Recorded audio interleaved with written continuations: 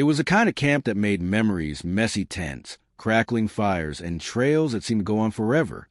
In the summer of 1993, West Ridge Elementary sent its fourth graders to Lake Omina Forest Reserve in northern Michigan for their annual overnight trip. Among the 42 students was Nathan Coyle, a quiet 9-year-old with a love for drawing, frogs, and collecting small natural treasures. His favorite possession was a small brass compass his grandfather had given him, with his name and Coyle engraved on the back in tiny letters. He wore it on a string around his neck every day. On the second afternoon, the group set out on a supervised trail hike. It was simple, just a loop trail through the pine woods with 2 counselors in front and 2 in the back. But halfway through, the line thinned out. Some kids walked faster, some lagged behind. When the group reached the clearing at the end, Nathan was gone. At first, everyone thought he just wandered off. He was known for stopping to pick up interesting sticks, rocks, or pine cones. The counselors doubled back, then tripled back. Within 20 minutes, panic spread. They blew whistles. They called his name. No answer. By sundown, local authorities were on site. Search dogs arrived. Helicopters swept the forest. Every trail, cabin, and ravine was scoured for days. Nothing. Not a footprint. Not a scrap of clothing. Not even the string from the compass. He had vanished. The official theory? He got lost, perhaps tried to follow the wrong trail, and succumbed to the wilderness. But those who knew Nathan doubted that. He was careful, smart. He loved the forest, but he also respected it. His parents, Sharon and Glenn Coyle, refused to give up. For years they sent out flyers, maintained a tip line, and kept his room exactly as it had been. But by the early 2000s, the case had faded into the background. Nathan became one of those names, familiar, tragic, unresolved, until 21 years later. In March of 2014, in a small town in Ohio nearly 300 miles south of Lake Omina, a cardboard box was dropped off anonymously at the donation desk of St. Ursula's Church. Inside were typical items: winter gloves, a few tattered books, some costume jewelry, and a compass. Small brass, with a faintly scratched backplate. End Coyle. The item would have passed unnoticed, except for one thing. The church's volunteer organizer, Harold Whitby, had once taught at West Ridge Elementary. He had chaperoned that 1993 trip, and he remembered that name. At first, he thought it had to be a coincidence. But the memory of the boy, the freckled face, the way he always asked about tree types, the compass he showed off after lunch, was too specific. Harold looked up the case online. There it was, Nathan Coyle, still missing. Last seen June 2nd, 1993. Lake Omina. He called the local police. By that evening, the compass was in evidence. The church's donation desk kept simple logs. One of the regular donors, Evelyn Granger, an elderly woman who lived alone, had brought in that day's box. When police visited her home, she invited them in, confused but cooperative. "Yes, I dropped that off," she said. "Most of it belonged to someone who used to live here." When asked who, she hesitated. "A young man named Tommy, though I doubt that was his real name. He stayed in the garage apartment for about 10 years. Left about a month ago.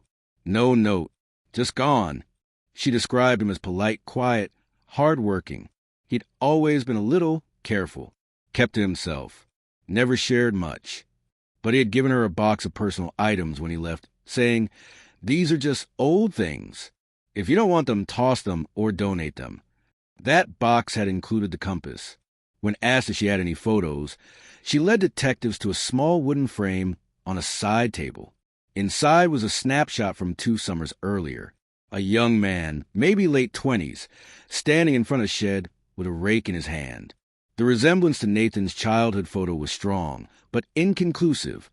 Detectives pulled archived school records, including a fingerprint from a childhood permission slip, and ran it through databases. There was no legal adult matching Tommy in the state system. No driver's license. No credit card. No social security record tied to the photo. It was like he had never existed. But a closer look at the donation box revealed something else. A faded, spiral-bound school notebook with a cartoon sticker on the cover. Inside were practice drawings. Trees, rocks, small animals, and a penciled name in the corner, Nathan Coyle. They had their first real lead in over 2 decades.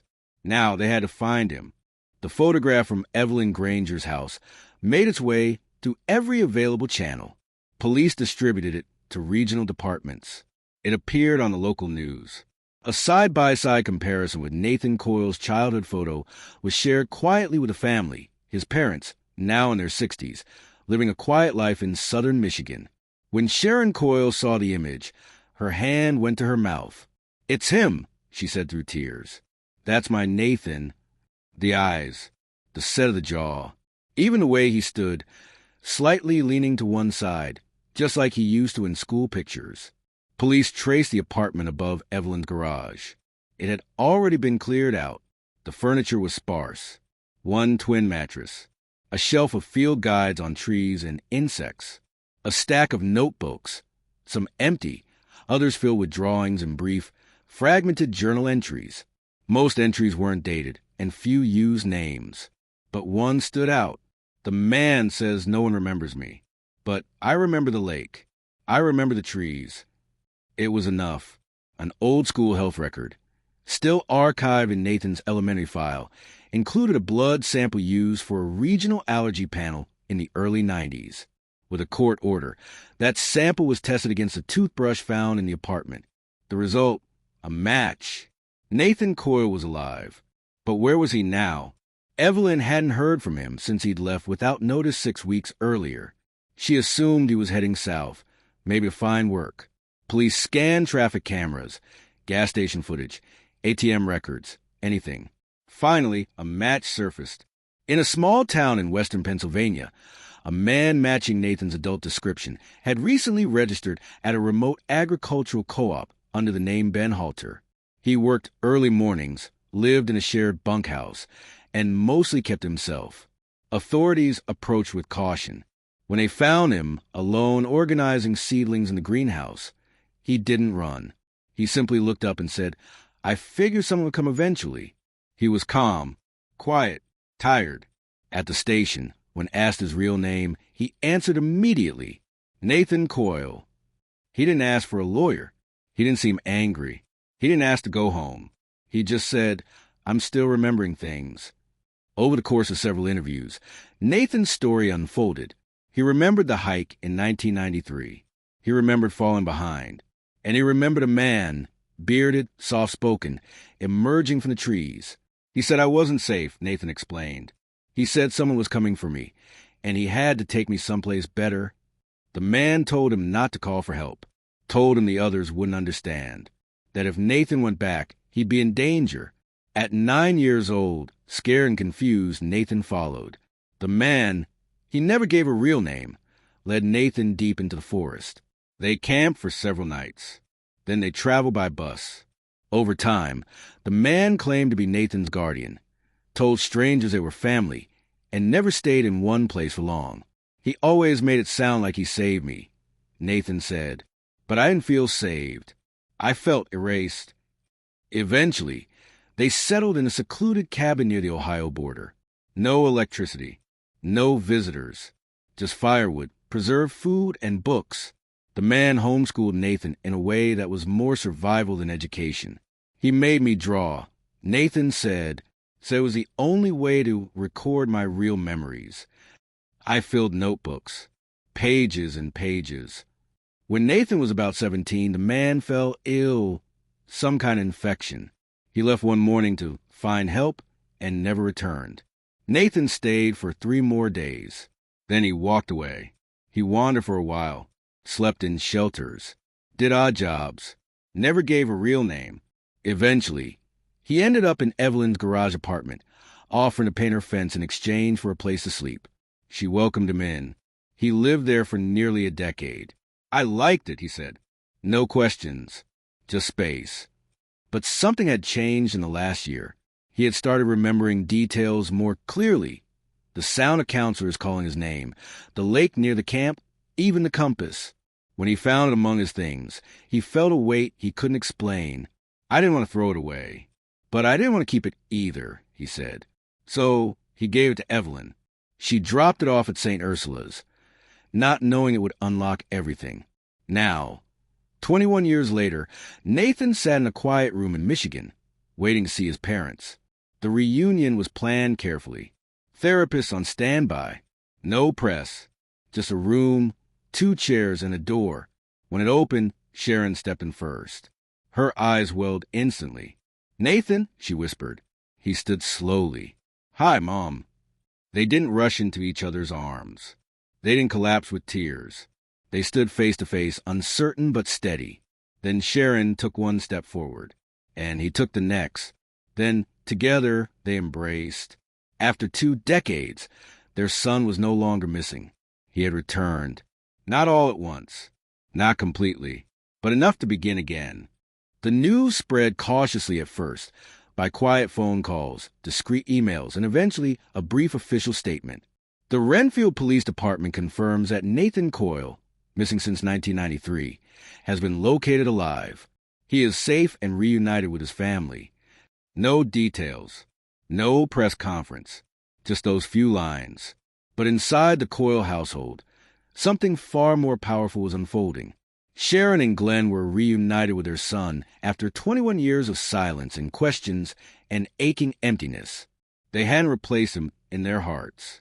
They hadn't allowed the room at the top of the stairs to be turned into anything else. And now, for the first time in 2 decades, that room had a light on again. Nathan moved in temporarily, unsure of how long he would stay. He said little in those first few days, never more than a few sentences at a time, but he watched. He listened. He wanted the backyard like someone relearning space. He often stood beneath the big maple tree where his childhood tire swing once hung, sometimes for minutes, sometimes for hours. One afternoon, Sharon brought out a shoebox of old keepsakes, school photos, birthday cards, drawings from 2nd grade. Nathan flipped through them slowly. Near the bottom was a picture he didn't remember taking. Him, age 9, standing on the school steps holding a certificate for Explorer of the Month. His eyes stopped on the paper in his hands. Then, quietly, he said, "That's the same month I left." He stared at the photo for a long time, then asked, "Do you still have the compass?" Sharon nodded. She brought it out from a drawer, where she'd placed it since it had been returned to them. He turned it over his hands, rubbed the letters on the back with his thumb, and whispered, "This is what brought me home." In the weeks that followed, Nathan began working with therapists trained in trauma recovery. The sessions were slow, but steady. He talked more, laughed a little. He even returned to drawing, at first only in pencil, then with color. His style hadn't changed much from the notebooks he filled as a child. Trees, stones, moss, details of nature he'd learned to memorize when conversation was forbidden. He drew the cabin where he'd lived, the woods around it, the door that always stuck, the path no one else ever used. He drew the man's face too, not detailed, just a rough-shaped beard, eyes too wide, but enough to be unsettling. He never gave the man a name.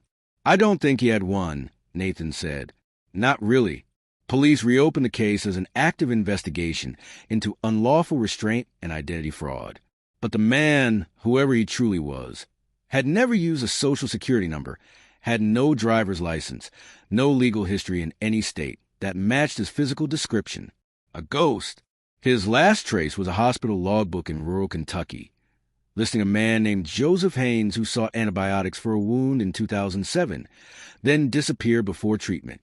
The trail went cold again. But now, the focus wasn't on chasing shadows. It was on Nathan. The state offered resources, education, financial support, help reestablishing his legal identity. Nathan didn't want much. He said, "I don't need the world to explain itself. I just want to learn how to live in it again." He started small, went with his dad to the hardware store, sat in the back at Sunday church services, went walking at the forest preserve just outside town, always on marked trails, always in daylight. He never wore headphones. He liked to hear everything. Silence was always the first sign something was wrong, he said. He kept a new journal now, too, not hidden in attic spaces or behind walls, but on his nightstand. He wrote entries that ended in full sentences. He wrote things like, "Today I remember my third-grade teacher's voice. I tried pancakes again. Still my favorite. I didn't feel afraid today." And on one page, he drew something new, a path in the woods, lit by the sun. At the end of it, a small house, not the cabin where he lived in isolation, but one with flowers in the yard and an open door. He titled it, "Home this time." As spring arrived in Renfield, something began to shift, not just in the weather, but in the way the town regarded Nathan Coyle. At first, people were cautious, curious, unsure how to approach a man who had once been the center of every headline, then vanished from collective memory. But Nathan didn't want a spotlight. He only wanted normal. He began volunteering at the local nature center on Saturdays. At first, he helped clean enclosures and sweep trails. Later, the staff noticed he had a quiet gift with children, especially the ones who didn't talk much. He never pushed them to speak. He just showed them how to recognize moss types, where ants built trails, how to find the sun even on a cloudy day. To most of them, he was just Mr. Nate, the man who could always find north. At home, things were gentler now. His mother, Sharon, cooked dinner every night at 5:30, just like she had in the 90s. Glenn read the paper aloud in the evenings, a tradition he had stopped after Nathan disappeared, but now resumed. They weren't pretending things had never happened, but they were making space for something new to grow. Nathan slept better now.